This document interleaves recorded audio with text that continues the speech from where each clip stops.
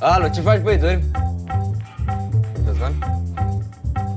Mă scuzați, Răzvan e acasă? Da, știu, mă scuzați. Eu sunt Dragoș Bucur, sunt actor, trăiesc în România. Am început să joc aici, în București, după care am început să umblu. Am fost în Maroc, am fost în India, am fost în Lituania, în Anglia. Prima experiență în afara țării a fost alături de un regizor foarte important din cinematografia mondială, Peter Weir, și alături de câțiva actori, la fel, de o cotă foarte mare, Ed Harris, Colin Farrell.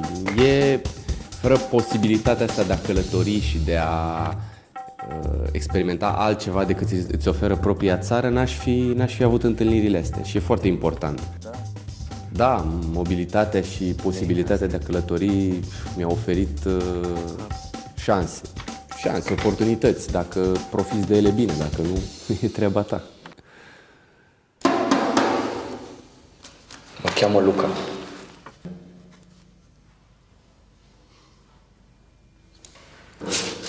Spune că îl cheamă Luca cel nebun! Eu sunt un om foarte atașat de casă, de familie, de pământ și cu toate astea nu pot să nu subliniez faptul că a călători înseamnă a-ți deschide mintea, a găsi variante și alternative și oportunități pentru propria ta existență și pentru propriile tale probleme și automat a avea mai multe șanse.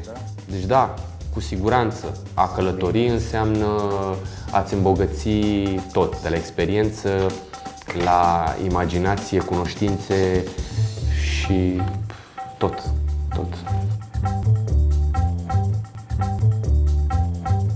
Da? Bine, asta.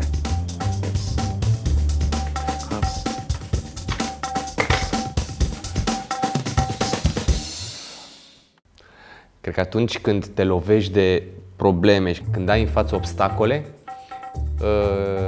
creierul și instinctul nostru de supraviețuire găsește soluții și găsește soluții mult mai inteligente decât dacă n-ar avea provocări mari. E bine, provocările care au apărut în viața mea, de la cele de sănătate până la cele de carieră și, mă rog, altele de care n-are rost să vorbesc, mi-au îmbogățit viața. Asta e pentru mine. Bine, asta. Nu știu, eu simt că trăiesc și e cel mai important. Volker? What? Why do you have arseholes tattoo on your chest? I mean, they should be on your arse so we can sit on them every time you take a shit. You think it's funny? They are great men. Oh, Volker! Don't you know what Stalin means? Funny man. O să mă abțin să vă dau vreun sfat, pentru că sunt convins că aveți parte de atâtea sfaturi din partea tuturor, a părinților, a prietenilor, a profesorilor, televiziuni, internet, cărți, încât vă puteți lipsi de un sfat în plus. Faceți ce vreți și ce simțiți.